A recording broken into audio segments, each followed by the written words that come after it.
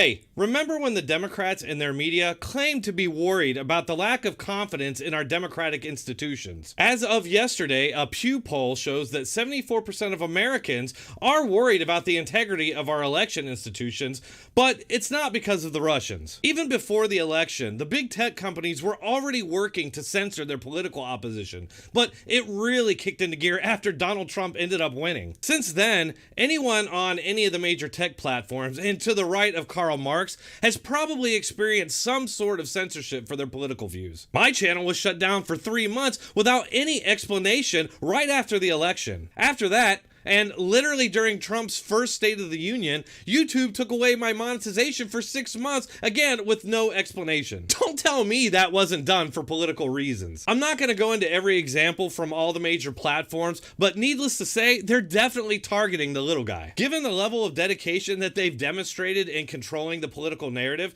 it should leave any thinking person worried about their ability to participate in the election systems if they're in opposition to the dominant ideology of the company. As Dr. Epstein warned, who is a prominent liberal critic of Google, big tech companies can shift opinions and votes in numerous ways that people can't detect. So it really shouldn't surprise anybody that such a large and growing number of Americans are worried about the big tech companies' influence on the election system. Dr. Epstein went on to say their ability to influence the election makes Russia look like rank amateurs. One thing I've talked about a lot on this channel over the years is how the Democrats and their media set the standard before the election that to question election results would be an attack on democracy. Since then, by their own standards, they've been engaged in the biggest domestic attack on our institutions since the Civil War. I hate to sound pessimistic, but you combine that with what the big tech giants are doing to our institutions, and you have a recipe for disaster. If nobody can trust the election systems,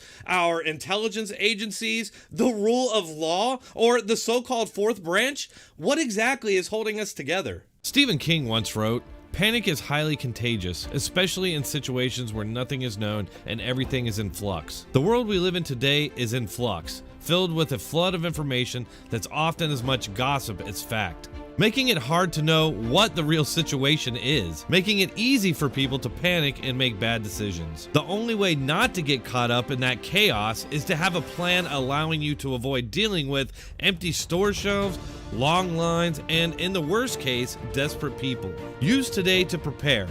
A great place to start is storing food in your home. I'm prepared and I ordered even more recently. The experts at My Patriot Supply have told me that orders have now reached about 100 times normal volume, and they're shipping on a first come, first served basis. With this unprecedented emergency, orders are being delayed, sometimes 8 weeks or more. I urge you to add your order to mine today. Take action so you're ready for what's coming and save $70 on a 2-week emergency food kit when you go to my special website, preparewithdronetek.com. Those that know what's coming are preparing today. Go to preparewithdronetek.com. That's preparewithdronetek.com. It's not all doom and gloom though.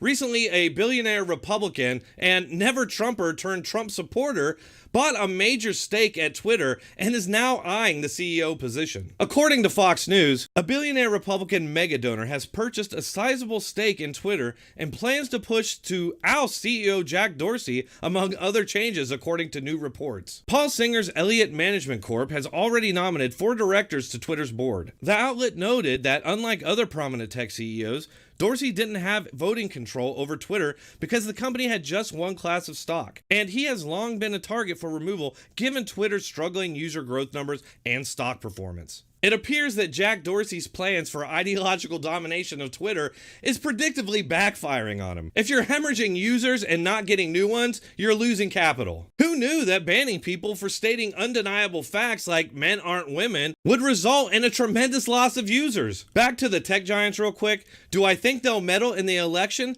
Absolutely. I mean, that's what they've been preparing for the past 3 years. Outside of regulating them and watching them very closely, or outright buying them like Paul Singer did, I really don't see how we can stop them. The most important thing is to just go out and vote when the time comes. That's all I have for today. Please like, share, and subscribe. You may have noticed I'm trying something a little bit different today. Let me know what you think about it in the comments. If you enjoy my content and you want to support my mission, please consider subscribing to me on Patreon. Subscribe star, or just sending a donation on PayPal. You can find all the links in the description and pinned comment. Thanks for watching. Keep coming back.